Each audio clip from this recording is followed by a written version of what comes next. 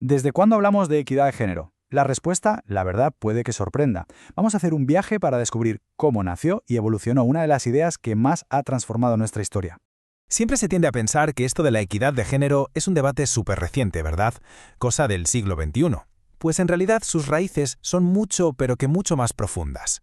De hecho, para encontrar el origen de esta conversación, tenemos que viajar más de 2 siglos atrás, a una época de auténtica revolución donde la gente empezó a cuestionarlo absolutamente todo, hasta las ideas más básicas sobre los derechos y el sitio de cada uno en el mundo.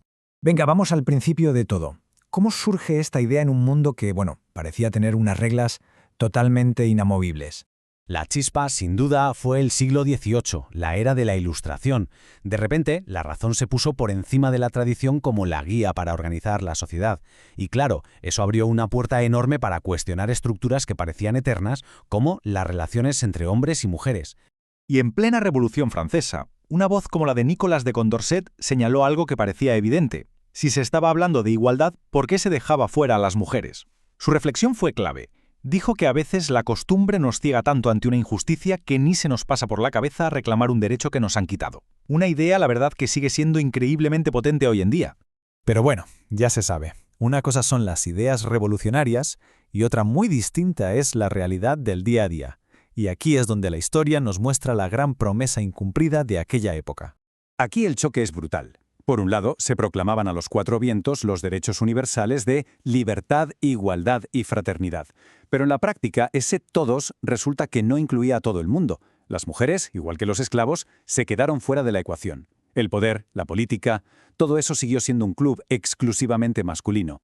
Y lejos de intentar corregir esa exclusión, llegó el Código Napoleónico de 1804 y básicamente la grabó en piedra. Legalmente consolidó la subordinación de las mujeres, las encerró en el ámbito doméstico y les negó derechos civiles fundamentales.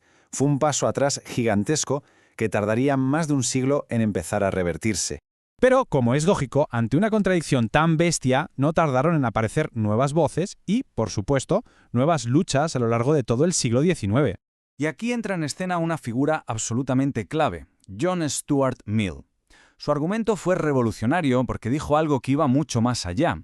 La igualdad no es solo un favor que se les hace a las mujeres, es una necesidad para el progreso de toda la sociedad. Sostuvo que mantener a la mitad de la humanidad subordinada era, literalmente, ponerle un freno al avance humano. Y casi al mismo tiempo, desde el movimiento socialista, surgían otras ideas muy potentes. Pensadores como August Bebel fueron un paso más allá, porque conectaron la subordinación de la mujer directamente con la economía. Su argumento era que la verdadera libertad no iba a llegar solo con cambios en las leyes, sino con la independencia económica y social. Una visión de emancipación total, vamos. Y lo más importante es que todas estas ideas no se quedaron en los libros. Dieron el salto al mundo real y empezaron a inspirar un movimiento que, poco a poco, empezó a cruzar fronteras. El camino de la idea a la acción, eso sí, fue largo.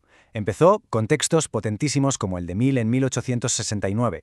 Luego cogió fuerza con propuestas como la de Clara Zetkin de crear un Día Internacional de la Mujer en 1911 para visibilizar las luchas obreras. Y culminó décadas después, en el 75, cuando la ONU por fin lo hizo oficial. Y así es como una idea filosófica se convirtió en un movimiento global. Todo este recorrido histórico nos trae hasta hoy y nos permite, por fin, definir con claridad ese concepto que ha guiado toda esta lucha. Después de este viaje podemos entender mucho mejor qué es la equidad de género hoy. No se trata solo de que nos traten igual, sino de tener el mismo poder real y el mismo acceso a los recursos. Es un principio de justicia pura, que lo que busca es equilibrar la balanza en todos los ámbitos de la sociedad. Si algo nos enseña esta historia es que la equidad de género no es un destino final al que se llega y ya está, sino que es más bien un horizonte, uno hacia el que siempre estamos caminando. Es un camino que se construye día a día. Así que la pregunta que queda en el aire y que nos toca a todos es, ¿cuáles son los siguientes pasos que vamos a dar?